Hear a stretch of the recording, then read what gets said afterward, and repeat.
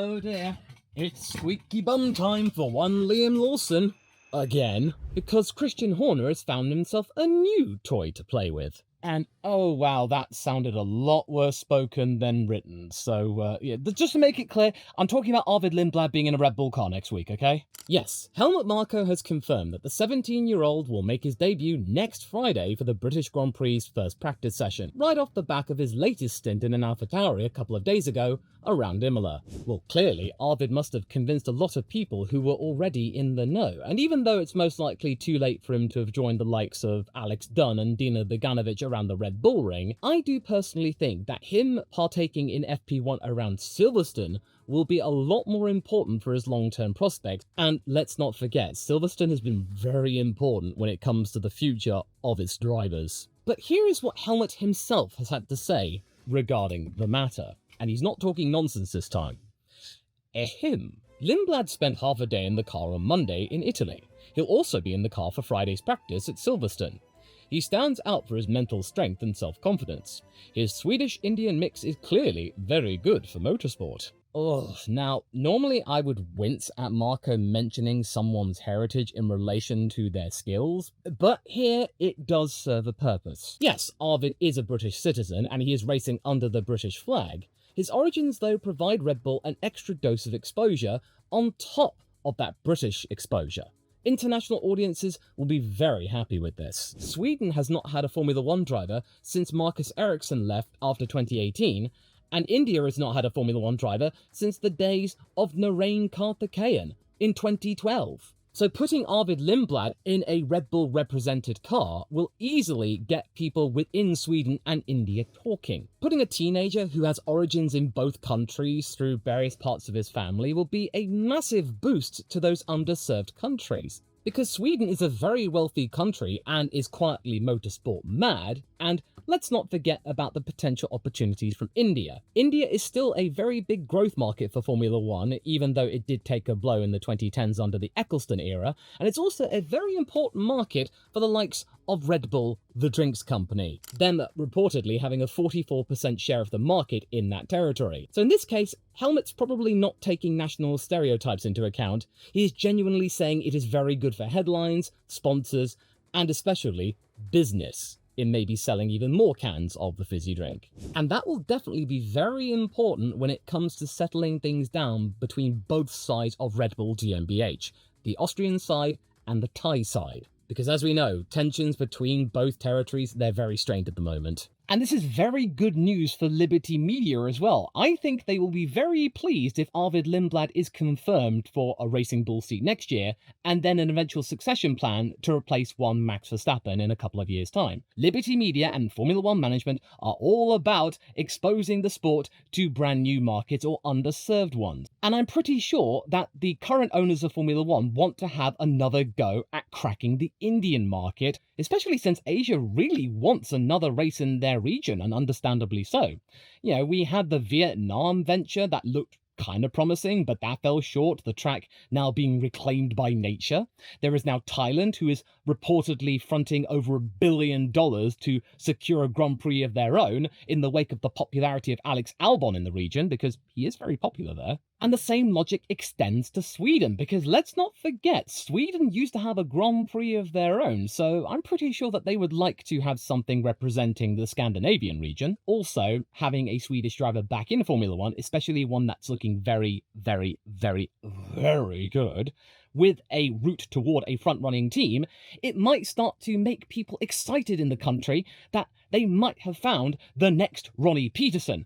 Oh, who am I kidding? People are already talking about it. Now, don't worry, I won't bore you with the details about Arvid's racing career and resume. It's already quite impressive. He's already broken records in F2, and he's third in the championship at the moment as of this recording. And since he's got his super license points already, he doesn't really have to remain in the category for the whole season, even though I personally think if he had the choice that he would like to try and at least go for the F2 championship, go one better than one Isaac Hajar did in 2024, because like with Piastri and Norris, Piastri got the F2 title, whereas Lando didn't. Very important in terms of getting some momentum at a particular team, especially when they're very close in performance, those two. In terms of drivers within the Red Bull fold, they don't really get much of a say. ultimately, it is down to whatever Christian Horner and Helmut Marko decide in terms of where drivers go, and their destiny. And the destiny of Liam Lawson is looking incredibly, incredibly shaky. Since, well, next week, there is going to be the next young hotshot of the Red Bull community coming in, and maybe showing him up. Especially if Arvid ends up in the RB21. I don't want to think if it ends up being Lawson and Lindblad representing VCarb in that session.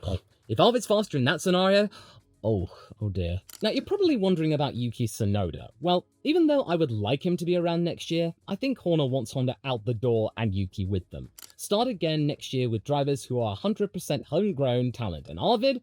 Oh, he's Christian's Antonelli. Helmut's next Max Verstappen, even though he previously said there was no such thing. Even though, according to reports and Red Bull, the process of getting Arvid Lindblad his premature super license, that special dispensation, began as early as February, before the season even began, before pre-season testing unfolded with Liam. Amongst all circles, Lawson was meant to be the successor to Max Verstappen, but now though, Arvid has all of the accreditation that he needs to become the next man up. So if Max does get a race ban, and there are movements within the Red Bull fold, Arvid will definitely benefit, and Liam will stand to lose. And I haven't even brought in Isaac Hajar yet, because as we all know as well, the Frenchman is running rings around the Kiwi. Monaco in particular proving to be a very humbling outing for Lawson, even though it did bring him a few points for his trouble. All of this was to serve Isaac though, and ensure that he ended up scoring double the points, 6th place,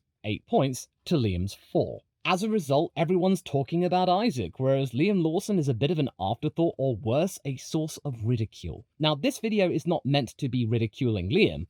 It is mainly just pointing out that Red Bull have got a plan, and they are usually very quick in enacting a plan that they especially like. And as I will touch upon later in the video, this could actually solve a lot of Christian's problems. And sure, Lindblad's debuting next week won't mean that Liam's about to be dropped overnight, but his margin for error now is effectively gone. Red Bull now has a ready-made plan B, and every mistake will carry weight. If Liam costs, for example, Racing Bull's points in their bid for 6th place in the Constructors, I don't think Lauren Mekies or Peter Baer will have any power in terms of protecting him. All that Baers and Mekies can do right now is to provide Liam Lawson the environment that he needs to fully realise his potential and make sure that he has the support all the way to the very end if it does mean that he is no longer going to be in Formula 1. And it really doesn't help Liam's case that he still keeps saying that he doesn't believe that he should have been demoted, that he was doing everything that was expected of him, and that what Christian is saying is total utter nonsense, that he had no part of this decision, Liam. So the best thing that Liam can do as of now is to simply waste Hajar. He has to start outperforming him every single race to avoid the prospect of his career being curtailed even sooner than it might be. But there is one thing that not many people are talking about. When you actually look at the tally of penalty points that all of the drivers have actually amassed so far this season, would you look at that? In 2nd place, boom, it's Liam Lawson with 6. And unlike the Dutchman, these penalty points aren't going to be expiring anytime soon. Come the end of the Austrian Grand Prix weekend, Verstappen will have 2 points deducted, and that gives him a little bit more wiggle room. Liam's points, though, they don't start expiring until December 1st, which is pretty much the end of the season. So he's going to have to be very careful for every single race henceforth. And as we've seen in recent times, Liam has flirted with disaster when it comes to the wrath of the stewards, but fortunately, as we saw in Spain, he has been able to get away with it in regards to his tangles with Behrman and Albon. But since most simple collisions cost 2 penalty points, 3 more ordinary offences or 2 really big ones would lead to a race ban, and a no-strings-attached catch-free in for Arvid. And even though Iwasa is meant to have first dibs, come off it. Red Bull and Honda are parting ways. Ayumu already had a go in various machines within the Red Bull groups, and it certainly doesn't help Liam, and it really helps Arvid, that in the same interview I pulled with Helmut earlier, that he was also talking about reserves for Verstappen's potential race ban should it ever happen. Liam didn't figure in his comments at all, whereas Arvid did, and also with the term top shape. Arvid, according to Marko, is in top shape, and Red Bull want drivers in top shape that look absolutely bulletproof in terms of being a super sub. You might argue that Isaac is also in top shape. That is very valid. He does have some F1 experience under his belt. But as we have seen from his various comments, and Racing Bulls as well, they don't want to let him go. They are prepared to handcuff him to Faenza to ensure he gets the proper training. So I think Hajar may be off limits, so maybe Horner might be emboldened to stick Lindblad in the car in the RB21, should Max actually get pulled away. And then this next bit from Christian Horner himself, oh my goodness, this makes things even more obvious. Because if Arvid Lindblad ends up being the successor to Max Verstappen, oh, this is just Christian's dream, as he says right here. Ahem. Since David Coulthard, we've never had a British driver. We've won 4 times with Sebastian Vettel, who beat Lewis and Fernando. We've done it again with Max, who obviously beat Lewis in 2021, and then Lando Norris and George Russell last year. So we've never been sort of a home favourite, being an Austrian-owned team, despite being very British-centric in being based in Milton Keynes, just up the road from Silverstone. Oh my goodness, I'm not gonna lie, this is absolute gold dust. Sure, Horner's comments may be a hint regarding a contract, not a fully signed one, but it really tells us a lot about the current inside Red Bull situation. Christian is right.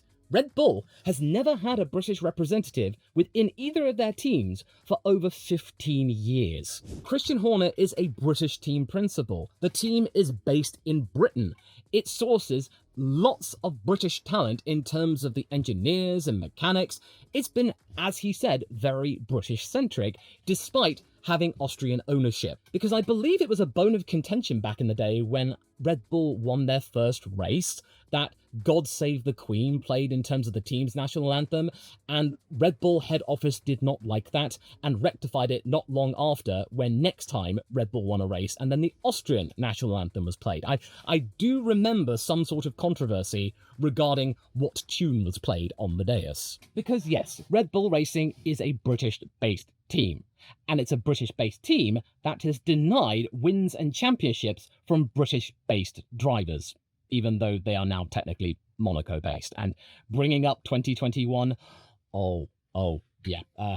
Christian, oh yes. And if you saw the F1 movie, by the way, I get the sneaking suspicion that that last Abu Dhabi sequence, Lewis was telegraphing something in relation to Abu Dhabi 2021. For Liam Lawson, the quote cuts the other way. He is quick, he is liked, he does have fans, and he comes from New Zealand, a motorsport mad country in of itself, but it's a small commercial market. Add Marko's comments about Arvid being lined up as potential insurance for a Verstappen ban, while Lawson sits on 6 super license points of his own, and the Kiwi's position looks more exposed every time the nationality question comes up. The only saving grace for Liam right now, and it's something that Liam does have some control over, is that winning and getting good results still outdoes outright marketing, although the gap is getting increasingly tighter. And it may decrease even more if Arvid turns out to be good in a Red Bull-based car. If Liam can beat Isaac on merit without any adverse conditions getting in the way, which might throw Liam a bone and make people think, well, oh, Lawson only got lucky, then this might buy him some time. It might justify him getting the 2026 role, whilst potentially Hajar then gets promoted in place of Tsunoda. Sure, Liam still ends up being a yardstick to Lindblad, but it does buy him one more season on the grid, and potentially being able to court various other teams and then extend that tenure even more, should 2026 turn out to actually be pretty good for the New Zealander. But if he doesn't, and we continue to see, okay results, but results that don't yield points and help Racing Bulls out in their own championship standings, then Red Bull's got a driver that can solve a lot of problems. And I mean a lot. People might start to like them again if Arvid gets in that main car, or at least has a pathway to that top car. Now, the topic of Silverstone is a very important one. The last couple of years have very much painted the track as an important plot point for where the Red Bull team goes in the second half of the season.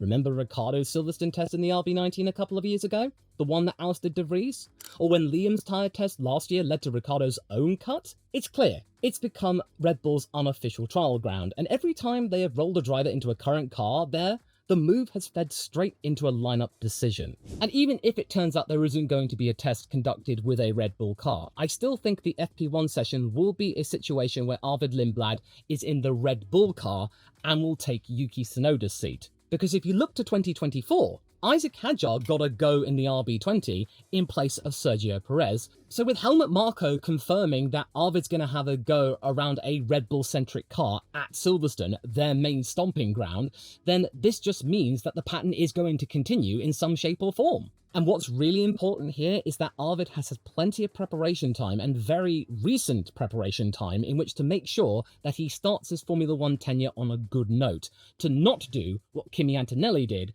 and crash into the barriers of Monza around his second hot lap. Red Bull are going to be very, very mindful in making sure that Arvid is ready to go, that he has sampled some F1 machinery, and clearly the data they got from his second go around in the AT04 around Imola was enough to convince the top bods that he should get a chance around the British Grand Prix circuit. They could have easily delayed it to maybe something like Monza or something further on, like maybe after the summer break. No, they're doing this right now. Now, you might be thinking, well, look, Marko's comments hinted that maybe it might be the V-carb car, so why would they put him in the RB21 when they know it's a rookie or young driver killer? Now, of course, that is a valid thing to say, that they could easily just stick him in the V-carb 02 and just sit out Hajar for the FP1 session. And since Lawson has spent time in both cars, in both Red Bull cars, then yeah, I could understand why you might think that. But based on Red Bull's history, they want to make very quick-fire decisions and they do throw their rookies to the lion, so I think they will be still maintaining tight. I do think Arvid will be in the RB21. He won't be told to push, he'll just be told to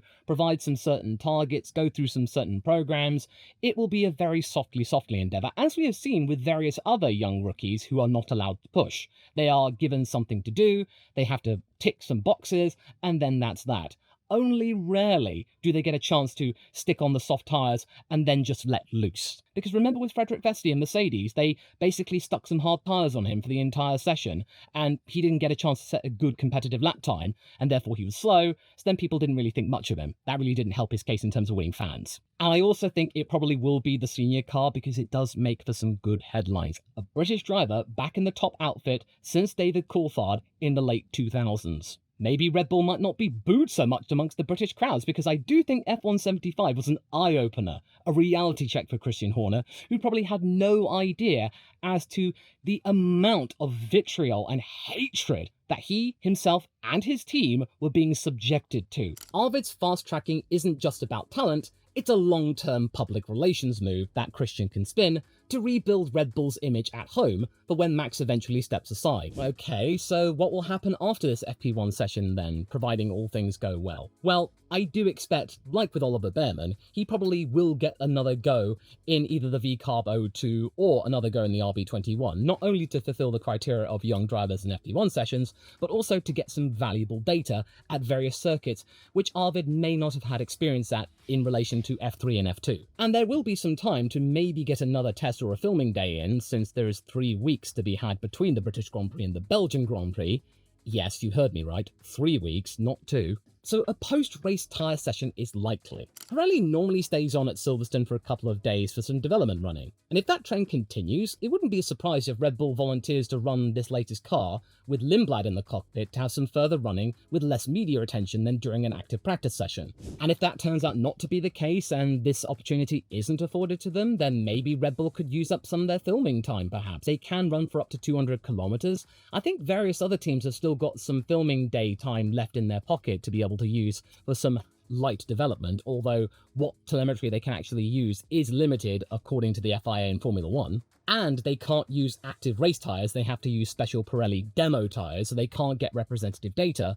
But it is still time for Arvid to learn how to drive a Formula 1 car to some capacity, and to learn the procedures, the checks, the buttons, the switches and what have you, to therefore build upon this FP1 session. Yeah, while all the equipment is at Silverstone and they've got some time before Spa to be able to move it and then pack it up and strike down the road from Milton Keynes. But yeah, an apples-to-apples comparison between Arvid and Liam, yeah, that's going to happen because Red Bull has data of Lawson in the RB21. They can maybe compare how Arvid handles the RB21 himself, being 6 years younger than the New Zealander, and then go from there. If it does turn out that Red Bull have used up their filming day allocation, and Pirelli don't invite Red Bull to partake in a tyre test or a development run, if there is one, then I don't think that is the end of the world. The FP1 session is more than adequate in terms of a substitute. In fact, it may be better. It's an active practice session using proper Formula One tyres, using proper Formula One instruments and facilities and personnel. It'll be good learning. But I do think one further Silverstone outing will be afforded to Lindblad in some shape or form